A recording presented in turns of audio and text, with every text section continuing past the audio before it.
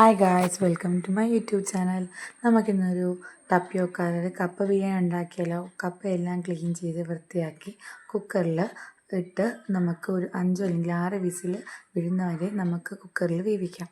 So നല്ല രീതിയിൽ ഇത് വെന്ത് കുഴയുന്ന രീതിയിലാവണം. അത് കഴിഞ്ഞതിന് ശേഷം കുറച്ച് ഇഞ്ചി വെളുത്തുള്ളി ചതച്ച് വെച്ചു. പിന്നെ തക്കാളി, സവാള ഇതെല്ലാം കൂടി അരിഞ്ഞ് ഒരു സ്ഥലത്ത് മാറ്റി വെച്ചു. ദെൻ ഒരു പാൻ എടുത്ത് അടുപ്പിൽ വെച്ചതിന് ശേഷം കുറച്ച് എണ്ണ ഒഴിച്ച് കുറച്ച് കറുവാപ്പട്ട, ഗ്രാമ്പൂ, പെരിഞ്ജീരകം എന്നുള്ള സാധനങ്ങളെല്ലാം ഈ ഒരു പാനിൽ എണ്ണയിലിട്ട് ചൂടാക്കിയതിന് ശേഷം ബാക്കി തക്കാളി, സവാള എല്ലാം കൂടി നല്ല രീതിയിൽ വഴറ്റിയതിന് ശേഷം ഇഞ്ചി വെളുത്തുള്ളി പേസ്റ്റ് അരച്ചതും കൂടി ചേർത്ത് കുറച്ച് മുളകും കൂടി അരച്ചതിൻ്റെ അകത്ത് ചേർത്തു.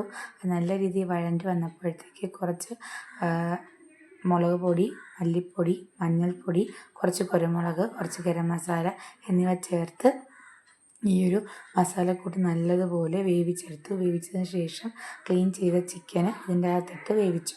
ആദ്യം വെള്ളമൊന്നും ഒഴിക്കാത്ത രീതിയിൽ വേവിച്ചപ്പോഴത്തേക്ക് ചിക്കനിൽ നിന്നുള്ള വെള്ളം ഇതിൻ്റെ അകത്ത് വന്നതിന് ശേഷം കുറച്ച് കറിവേപ്പിലയും കൂടി ഇട്ടിട്ട് ചിക്കൻ നല്ല രീതിയിൽ വേവുന്നത് വരെ നമ്മൾ വേവിക്കാം. വേവിച്ചതിന് ശേഷം നല്ല രീതിയിൽ വെന്തുടഞ്ഞ കപ്പ എടുത്ത് അതിൻ്റെ അകത്തിട്ട് നല്ല രീതിയിൽ സ്മാഷ് ചെയ്യുക വെച്ചാൽ ഇപ്പോൾ എൻ്റെ ഇവിടുത്തെ ഞാൻ വാങ്ങിച്ച കപ്പ എന്ന് പറയുമ്പോഴത്തേക്ക് നല്ല ഉടയുന്ന ടൈപ്പ് അല്ലായിരുന്നു.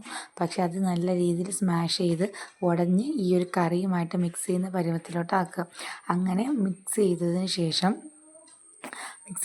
ലാസ്റ്റ് കുറച്ച് കറിവേപ്പിലയും കുറച്ച് മല്ലിയിലയും കൂടി കുഞ്ഞായിട്ട് അരിഞ്ഞ് ഇതിൻ്റെ മുകളിലോട്ട് ഇട്ട് കൊടുത്താൽ നമ്മുടെ കപ്പ ബിരിയാണി റെഡി ആയിട്ടുണ്ട്. നമുക്ക് ഒരു സാലഡോ അല്ലെങ്കിൽ കുറച്ച് ഉള്ളി അരിഞ്ഞിട്ടിട്ട് കപ്പ ബിരിയാണിയോടെ കഴിക്കാവുന്നതാണ്. Thank you. എല്ലാവരും ഒന്ന് ട്രൈ ചെയ്യണേ. എന്നിട്ട് എൻ്റെ ചാനൽ ഒന്ന് സബ്സ്ക്രൈബ് ചെയ്യണം കേട്ടോ.